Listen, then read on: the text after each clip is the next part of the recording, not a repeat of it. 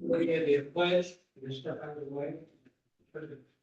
I pledge allegiance to the flag of the United States of America and to the republic for which it stands, one nation, under God, indivisible, with liberty and justice for all.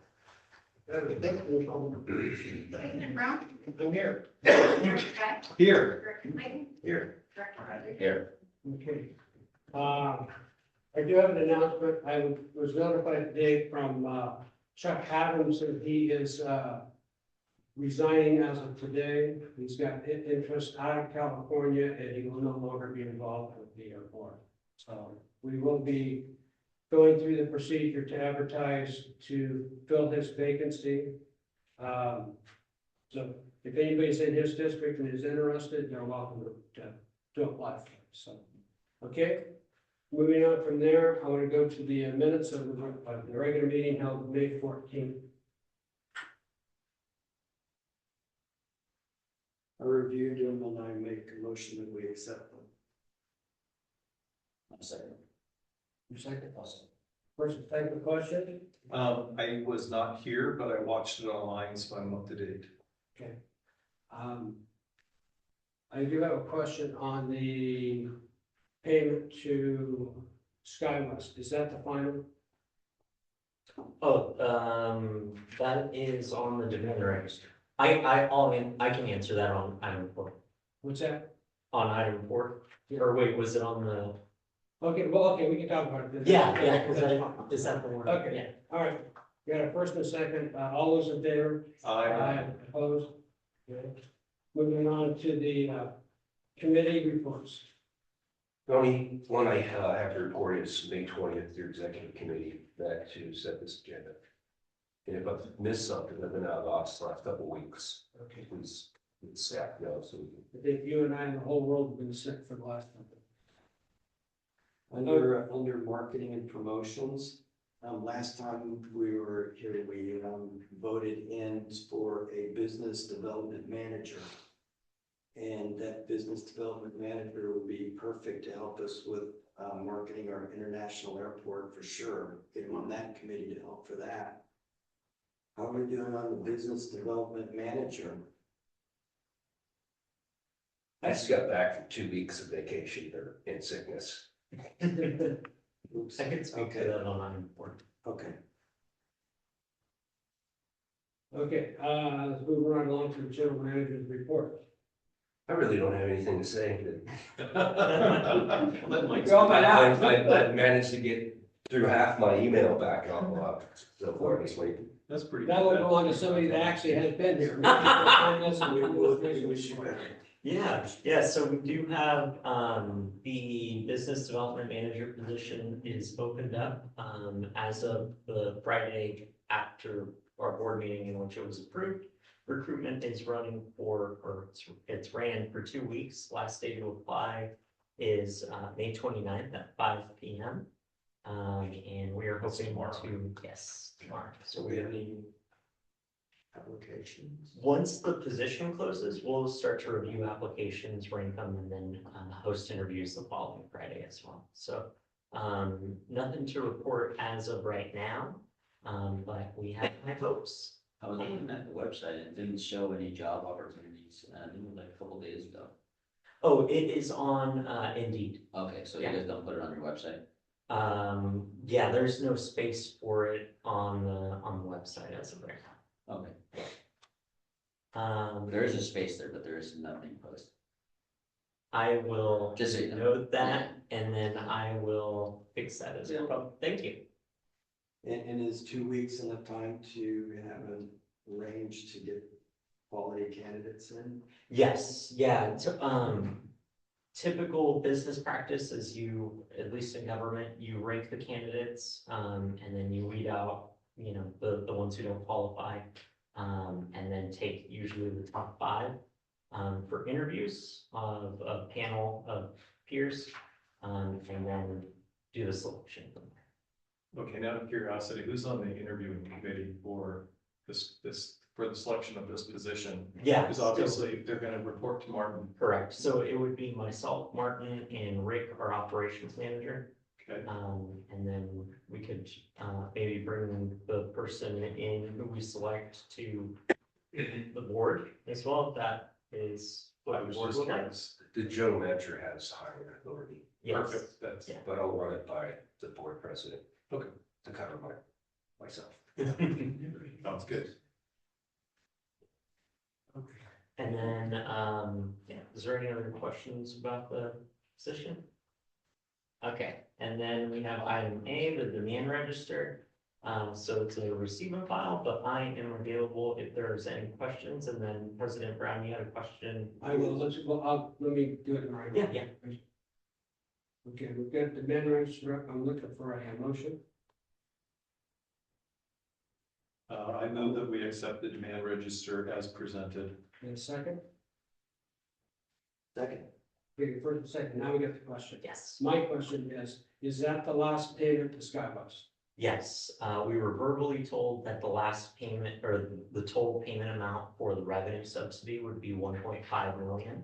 As of right now, that's the total that we've issued out. However, the contract that we voted on was for 2 million. So I am confirming with SkyWest as of right now, to verify in writing that 1.5 is the end all be all Okay. to the revenue subsidy. But to answer your question, yes, but with some stipulation there, but I can report that back at the next board meeting. I have a question too. So Carrie, I know that you were keeping track as we were moving along. Does it sound reasonable to you based upon the recording that you were doing? What? The I'm sorry. SkyWest, we're talking about the SkyWest, But what does what sound reasonable? the amount Oh, that we're paying, oh, I. the 1.5 I've that seen Mike's that, yes, referring to. Okay, and I can go over that with you all. okay, thank you. So that would be the last payment then. Any other questions? And then the conservation easement was for the 1 million, does that take care of that, or would? No, so we still have 2 more payments. So we'll have another one coming up in August of this year, and then we'll have another one coming up in August of next year. So that's the 5 million right there, so that's 3 out of the 5 right there. Correct. Got it. Call for vote, all those in favor? Aye. Opposed? Okay, it carries.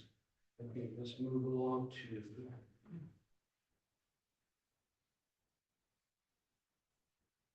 Public session, statements from the floor regarding items on the agenda only. Agenda only. On the agenda only will be heard during public session. Request to speak forms are provided for those wish to address the board. After completing the form, please give to the clerk. Members of the public are cordially invited to speak on the agenda items as they occur. Staff reports covering agenda items are available for review in the office of the general manager on the Tuesday prior to each meeting. The board will establish a time limit for the receipt of testimony. The board reserves the right to establish further time limits for receipt of testimony. All that being said.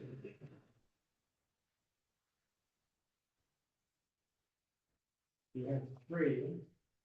You guys all want to go ahead of the items. Okay, let's start with Michael Brown. Yeah, I was just kind of new to the RC aircraft thing as RC aircraft. Oh, I'm sorry. I'm Mike Brown, if you don't know me. Just come up here, please. I'm very new. That's for Hold on a second. that's for the flying clubs, that would be number 6. Yeah, this is public comment, right? Yeah. Not for non-agendized items. Yeah, he can wait. You can wait and do it when we bring yours up to speak. Yeah, I'd like to hear a little bit more about it. Okay, thank you. And then we have Justin Martin. So, new here, but I have been at Tem for 2 years. I try not to be a thorn in anybody's side. I try to work with the community. I think everybody here, most people here know me. I do my best to try to be non-biased and try to take everybody's comment and get all the information I can before making my own decision. I've seen a few things going on here. I have been super involved in these meetings, but would like to become more involved.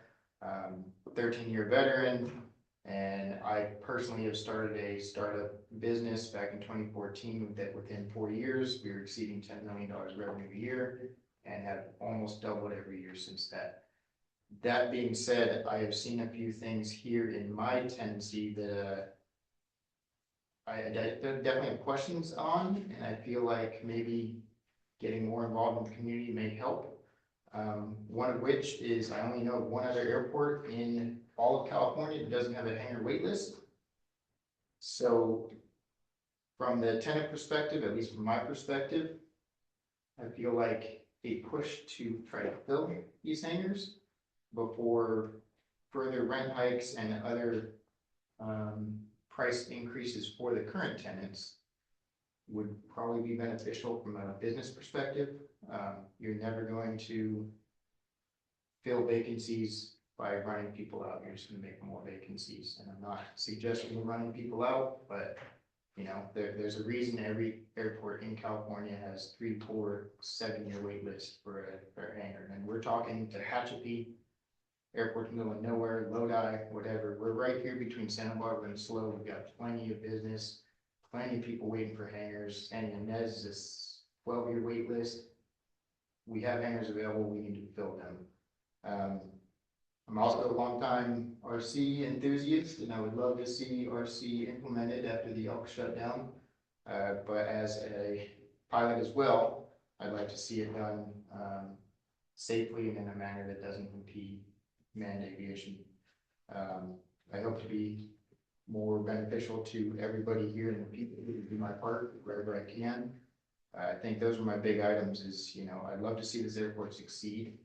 And I hope we go about it in a profitable way that encourages more people to come in, fly-ins, you know, whatever we can do, as opposed to, you know, once we start really going after the tenants you have here, you can't bleed them to death. You gotta bring in new business and new tenants. And at least what I've seen, there's more open hangars now than when I moved in. And I feel that's kind of a red, you know, it's a big sign as far as where things are going.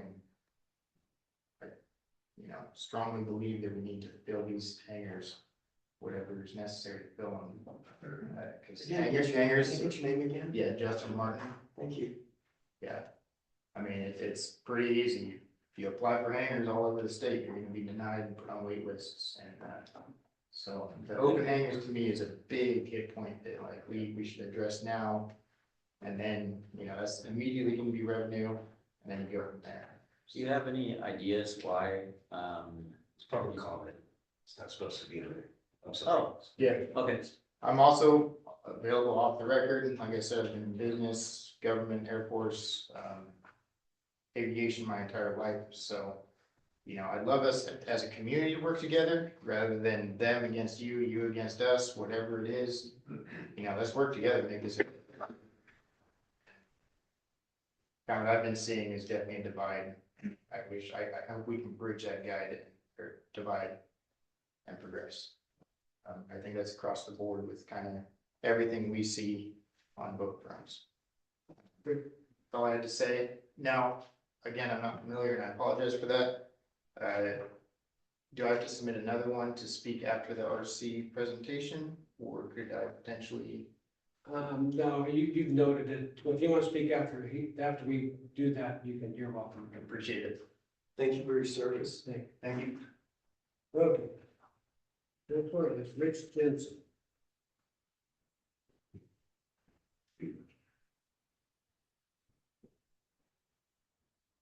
Morning, Rich Jensen. I'm the FAA safety team representative on this airport. Have been for 4 years and I can reasonably account for. I'm having a pilot safety meeting on June 13th. That's a Saturday morning. It will be, it's also a display day at the Museum of Flight. The meeting will be there starting at 10 o'clock in the morning. Should run about an hour and 10. And I would like to invite anyone from the board, administration, whatever, who's interested to show. This is a Non-political. This is the subject is flight operations. Actually, the title of the event is flight operations in and around Santa Maria and Central Coast Airspace. This is operational pilot stuff, pilot controllers. The purpose being share information and promote flight safety. At the present time, I have commitments, representatives from Santa Maria and San Luis Obispo ATC facilities, our facilities, and Vandenberg Space Force Base Operations. Possibly the FAA showing up, but I don't know. I'm not holding my breath on that one. The announcement for this meeting will be going out to approximately 1,000 pilots and mechanics within a 75 nautical mile radius of Santa Maria Airport. It should scheduled to go out on Saturday. And I'm planning to get some posters up around the airport, some announcements up around the airport. Anyway, as I say, anybody is welcome, and love to see you. Thank you, Rich. I want to say that these meetings are well worth going to. I recommend going to them. I would be there, but I'm going to be out of town. Oh, sure. Yeah, you know I am. You've seen me there. Aye. Okay. Moving right along, we got presentation by the Wing Dr. RC Club regarding airport use for recreational flying club. Hi, good morning. I'm James. I'm a member of the Wing Dr. RC Flying Club. Today, we do have our club president, Bob Harrison, club secretary, Greg Tentile, and in the back of the room, James Marsh is our club vice president. What the problem is we are no longer able to fly where we were flying before, and we need a place to fly. FAA has controlled the hobby so much that it's very limited what you can do when it comes to flying. So the War Department, up until this year, the War Department, or the Department of Defense, as it was called, has approved for us to fly on Vandenberg every year. And so we were flying under their approval. And of course, the base liked having us there because we were an organization on the base that I guess they liked us. Anyhow, this year, now that the DOD has now changed the Department of War, for some reason with what's going on overseas, they decided they didn't want any more civilian airplanes flying on military base. So it just put us out flying. And it used to be that there was a club at the Elks Rodeo Ground, which is a very nice facility, very nice runway, nice everything. But the Elks didn't want them there anymore, so we can't go with them because they have moved on. So what we want to do is just tell you a little bit about us, what our requirements are, and see if you're able to help us out. And if there's any questions, these two gentlemen here will be glad to answer the questions. So if I got time, I'll just run through this. And so this was our flying site. If you've flown anywhere near Vandenberg, you can look over and see our big yellow X, and that's where we were flying. And when we were flying, during the week, we called the control tower to get their approval.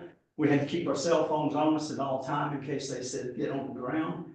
And but they were only open 8 to 5, and then on the weekends they weren't usually open, so we had to get a hold of command post to fly. So they knew we're out there. They had control of those. Security police would come out every now and then, check on us. It's a real nice facility. It's been there for years and years and years, and they've flown there for years. And like I say, I'm sure if you've flown anywhere near the base, you've seen that big yellow X out there a few miles from the main long runway. So it has stopped. For us to fly, it used to be the hobby many years ago. You just found the film, went out and flew, and that was it.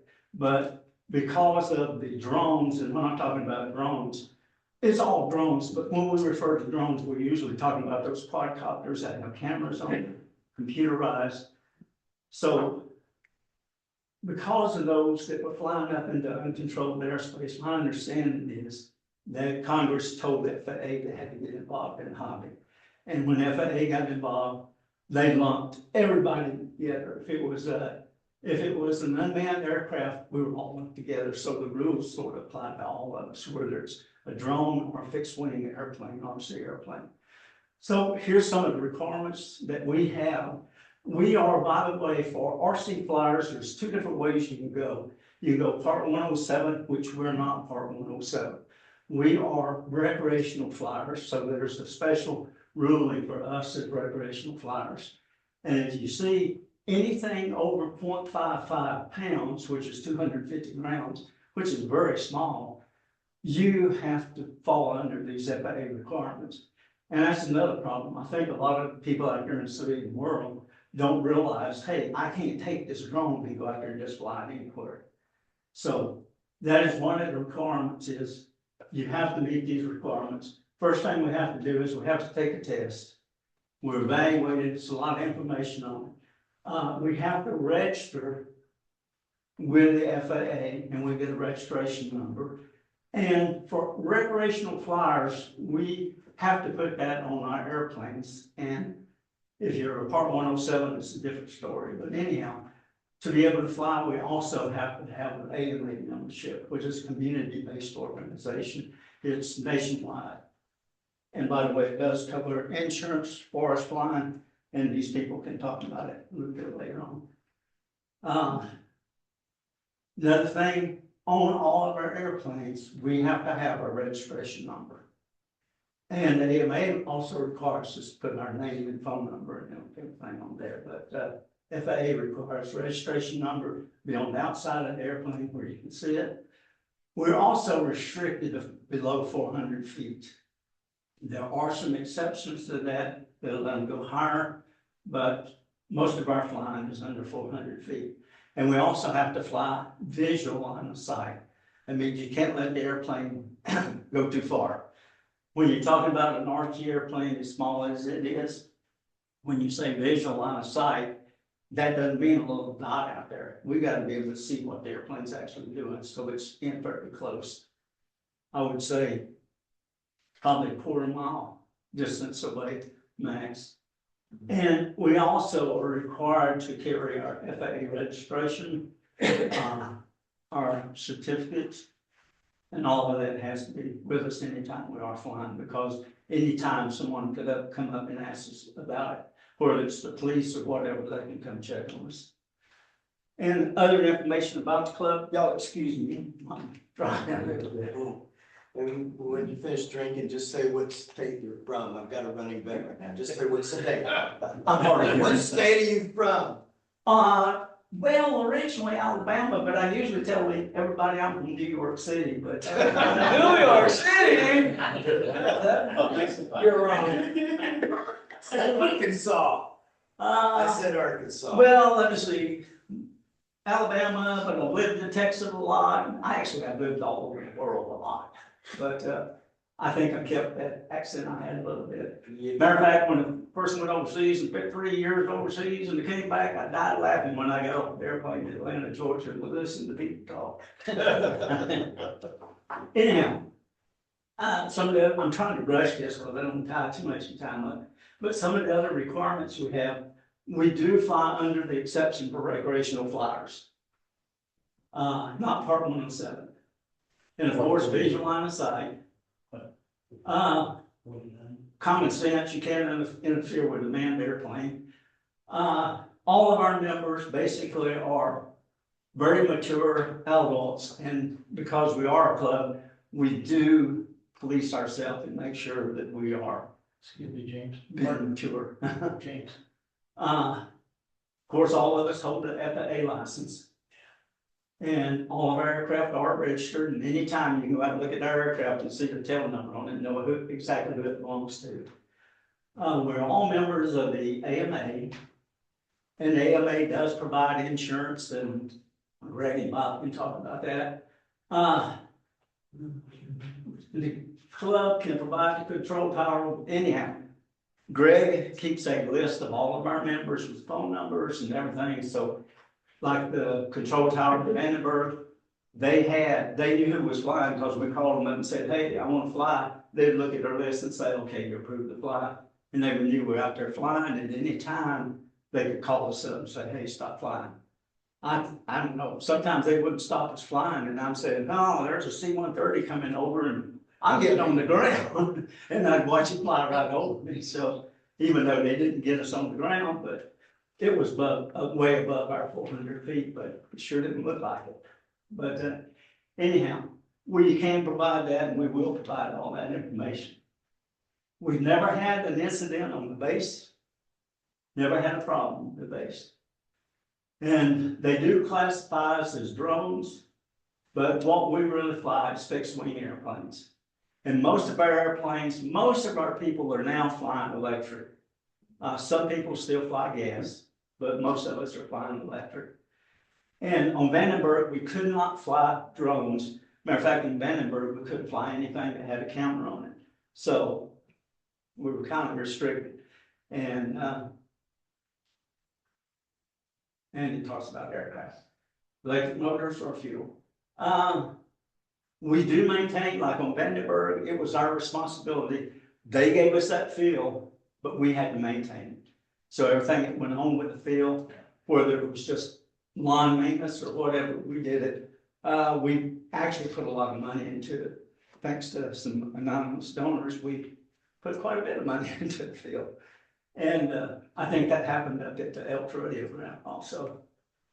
And we don't discriminate. Anybody, we want everybody that wants to fly, we want them to fly. And we'll teach you to fly. If you've never flown before, we'll teach you how to fly. Matter of fact, I think it's harder to fly an RC airplane than it is a manned airplane in some ways. Because in a manned airplane, you got your wings out there, you kind of know what the horizon's doing, or you got the instruments out there. We in our aircraft, we're on the ground watching it, and when it's going away from you, it's sort of similar, but when it turns around and comes back at you, it's different. So it's kind of hard doing that. And also, we understand that a long time ago, there was actually flying here on the field. I don't know. That's 20 years ago. Yeah. And also, the FAA requires remote ID. I kind of compare that to a transponder on an aircraft. We have to have, if we're not flying in a FRIA, which is a FAA recognized identification area, we have to have a unit on our airplanes that sends out the signal telling who we are, how high we're flying, and all about us. However, the good thing about this is FAA has come out and said you can have a FRIA or a ride area, and that's a big bubble, and if you fly within that bubble, if it's approved, we don't have to have the identification on our airplane. It's for sending out a signal. And this does tell what that signal is. And some of the aircraft we use, fixed wing. And I just threw this picture in just to give you kind of an example of what the size of some of these airplanes are. Some of them are smaller, some of them are bigger. And technology, we use transmitters that are similar to an airplane in the fact that if you're in a fighter aircraft, you've got a flight control stick that you're moving around to control your roll and pitch, and you got rudder pedals on the floor, and you got a throttle over here. We combined all that into our transmitter. So you got one lever, pitch and roll, another lever, instead of having rudder pedals on the floor, we got a lever that does the rudder pedals and the throttle at the same time. And of course, we got retractable landing gear on a lot of airplanes and flaps, and so we got different levers on these transmitters that control that. And we understand there, like I say, there used to be flying here, but really don't know. And we're looking for a place to fly because it's got very hard to find places to fly. And none of us have money to go out and buy 40-acre field out somewhere and fly. So between Santa Barbara here, all the way up to Paso Robles, and I understand Paso Robles, they can't fly up there at the airport anymore. So very limited spaces. The club that was on the Elks Rodeo Ground has moved up to Napomo. I've gone up there to fly, but I don't care to fly there. It's a little tight. And I don't want to take a chance on going over to somebody's house or yard, so it's a little tight for me. And I need a place where I'm not going to worry about it too much. Anyhow, so it's a summary, it's a great hobby for young and old. It's a good hobby to get people interested in flying, and like I say, we teach people to fly if they want to come out, and we, out at Vandenberg, we taught a lot of different people how to fly. And technology has really got great now for teaching people to fly, because now, it used to be you had a controller, you handed it to somebody and you had to yank it back if there was problems. Now I've got two controllers that are just alike. One of them I got set up as a student, one as an instructor. I sit there with my finger on the button and hold it, and if they get into trouble, I just let go and I'm in control again. So it's very good, and we do go into some of the different information about flying. Anyhow, FAA makes it very hard to find a place to fly, and like I say, the War Department stopped us from flying. So that's pretty much it. Rush through it, but I don't want to take up too much time. I've got some history on this because I was part of that club, originally Okay. it was here. And the evolution of that was the Santa Maria RV club was here, and then the Elks Field was a spinoff from us because we were having problems with the tower, people busted the 400 feet. So, and that's what happened is we were here and we got shifted over to the Elks, and a bunch of the guys were flying were Elks, which made it easy. Why don't you guys join the Elks and just vote it in? It didn't work. But that's kind of the thing, so you know how it worked out. I would suggest that you guys come and go to the staff and put your poser to them, and then there would be that would be the way you would start this project to do that. So just so you know, but I am familiar with that the history of it because I was part of it. Yeah, I'm just a nobody, but these are the experts over here. So I'm Bob Harrison, the president and safety officer. We fly under part 90, no, 49. So, and real quick, due to the war that's going on, is why we're not flying on, nobody's flying on any military installation. And they're having problems with drones that are not ours. are you gonna go back, once they pick it up, are you going back? We're You're looking for a temporary. Right now, we're, right, exactly. We're looking for a temporary place. We want to fly, and we'll be going back to Vandenberg whenever they lift this, whenever the war's over. Hopefully this afternoon, Hopefully soon. hopefully soon. So, Thank okay, you. all right. I do have this magazine in case anybody's interested in it. Sure, somebody. Anybody? Oh, yeah. Okay, I'll look for it. you'll take it? Because our insurance covers, You can have not only field, it has, the club has insurance, separate from each individual, it's $2.5 million. Thank you. Okay, Michael Brown? Thank you. Thank you. Appreciate it. Good afternoon. I got two things. The RC thing, I was actually part of Tri Valley RC Modelers. My dad actually stood in front of the same, well, not the same board, but in this boardroom to make that happen back then. I know we operated for years without incident, and there might have been some height things. As a regular pilot myself, I know that, we're 1,300 feet when we go over there, so even if they go above the 400 feet, they're not gonna be a problem until they get really out of control. Which now with technology, it very rarely happens. So it's a great family hobby. I actually flew my plane to Bakersfield last weekend and competed in an RC aerobatics competition, so I still fly. So I really like the idea that I might something to bring families back to the airport. I'm big on pushing families. You look around this airport, I'm not a spring chicken myself, but you don't see a lot of people. So I'd love to see more young people out here. One other concern I had with like the business manager position, being new to the airport and hearing all the gossip and corruption of things between General Aircraft and everything else here.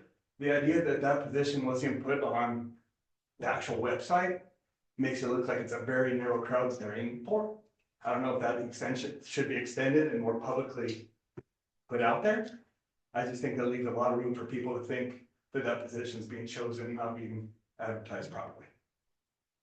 That's just my view on the little glimpse I see and being the middleman and trying to be neutral from what I hear here and what I hear here. There's just a lot of divide that really needs some help. Oh, go ahead, Ben. Thank you. Thank you very much. Okay, then, Justin. As previously mentioned, you know, I grew up in aviation and RC and loved everything. And RC's truly, as well as coming from a family of aviation, RC's truly got me into the engineering side. And that is how I became an aerospace engineer. I started my first startup in the UAS industry as a spin-off of the hobbyist side. I do sympathize. Remote ID and FRIA and all of that stuff really impacted the RC hobby as a whole. And you're seeing it with the youth. It's hard to get youth into aviation because they don't have a affordable means to do so. As such, I volunteer at Young Eagles. In my newest plane, I have 3 in my hangar. Since I've had that flying now since March of last year, I've introduced over 40 people that are not familiar with small aircraft general aviation. So I'm very big in the community of let's move aviation forward, let's get kids active. I personally would fully support an RC field. I believe there are some conditions that would be prudent. One being, you know, there is a lot of new technology, this and that. It also makes it a little bit easier compared to 80s and 90s when they were building your own kit. Now most of them are ready to fly. So there's kind of double-edged sword there. One aspect of that is if we were to do it safely, you know, we'd probably be looking to apply traffic patterns avoiding the RC field as much as possible. My aircraft are fairly fast. They're a little bit more robust than a fabric airplane. However, because they're faster, the energy there involved in the collision is much, much more severe. And then on the flip side, the slower aircraft are typically fabric, and even a pony, you know, it takes a little lithium battery going right through that thing. So I'm an advocate for the RC field. I would hope that we do come up with some way to integrate, as long as we're doing safety for aviation as well. You know, on the side note, I'm still very involved in RC. Like I said, I own a drone company. I actually fly a UAS that's too big for 107. Actually, it's Part 91. We're required to have a pilot's license. We're required everything a pilot does with transponder, AM radios. The difference there is we have a waiver that says our UAS does not need seatbelts because it's considered a manned aircraft without seatbelts. Weird stuff, it essentially means that the FAA has no way to regulate an aircraft over 55 pounds or a UAS over 55 pounds. So the only way to do it is through a boatload of waivers to get around it. So that being said, still very involved in both sides. I fly with manned aviation all the time on the UAS side, but again, we're not operating like an RC field. So I know there's a safe way to do it. I support it happening if it's done safely. Say if it's on the south side of the airport and we fly right traffic for 30 or, you know, left traffic for 2, etc. I believe it could be done. I just want to make sure it's done safely. And then, you know, I don't know if this is entirely out of line in this comment section, but hearing Mike's statement about the job listing for business development, I do agree. 2 weeks is not very much time.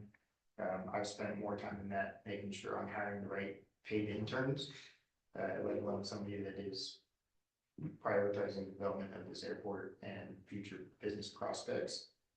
2 weeks seems like not enough. And then my fear there is, you know, kind of off the side there is anybody that's been in business knows that it's not always a business degree that is that startup that's successful. Quite often it's whatever, maybe it's a completely different aspect, whether it's a construction company, whatever. And those people are starting their own businesses and they're making money. And I don't necessarily agree that a business developer making government rates may have the experience that somebody else may have. In which I do believe an elected position from somebody that's started businesses and developed a booming business probably has more experience than whoever we're hiring for. I don't know the pay range, but it's called 100 to 1,000. You know, if they were truly successful in business, they're probably not accepting $140,000 county job or city job or government job. They're out making money. So that's all I have to say there. You know, hope people can kind of digest it and think about it. Thank you for your input. Thank you. Okay, moving right along.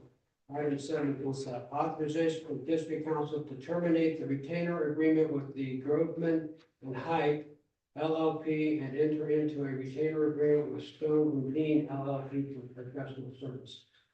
It's real simple. Groveman and Height have merged with Stone and Dean. They're simply same contract, same arrangement, just under a different. Make a motion. Same people. Make a motion that we approve this. I'd second that motion. First and second, any questions? All those in favor? Aye. Aye, opposed? Okay, carries. Okay, now, authorization for the president secretary to execute a revocable permit agreement between the district and Skydive Santa Barbara LLC. So this is an annual agreement that we enter into with this company. They're out of Longhook, I believe, right? Yeah. And we're kind of their alternate. If they get weathered in, they have an agreement with us, they can come do parachutes, jump in here. Never had a problem, just so to re-up the agreement with them. Yeah, and I've just seen this over and over again, so. I'll make a motion that we approve this one. I'll second. You second? I'll second. Okay, first and second, any question? Nope. All in favor? Aye. Opposed? Carries. Okay, next is gonna be closed session. I don't really, anybody want a break? No. I think we can just go into closed session. We'll take a break.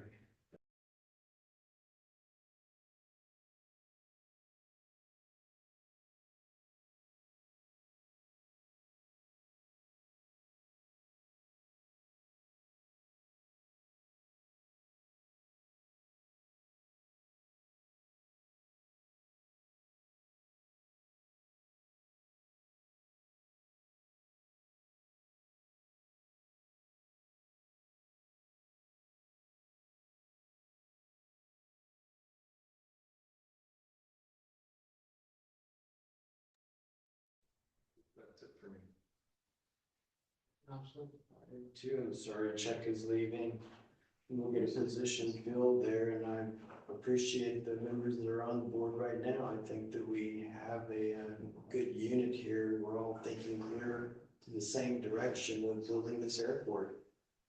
So with that said, I appreciate also the fact that you held a morning meeting today, because I'm riding a horse in the rodeo tonight, and I had a conflict and I didn't want to miss a meeting.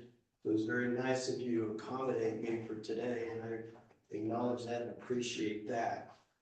And so I think the airport's absolutely heading in the right direction. It's about limiting our overhead and maximizing the dollars that we've got.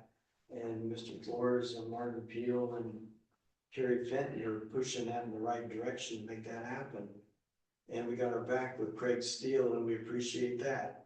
So with that being said, that's all I got. All right. I think the airport's headed in the right direction. I feel bad about Chuck being gone. Chuck's been here, I'm guessing 12, 13, 14 years. He was the longest member on the board. He will be missed. I wish him well on whatever he does. So. And in that, I will take a motion To adjourn? Second. For a second. Everyone wants to go home, say aye. Aye. Rob.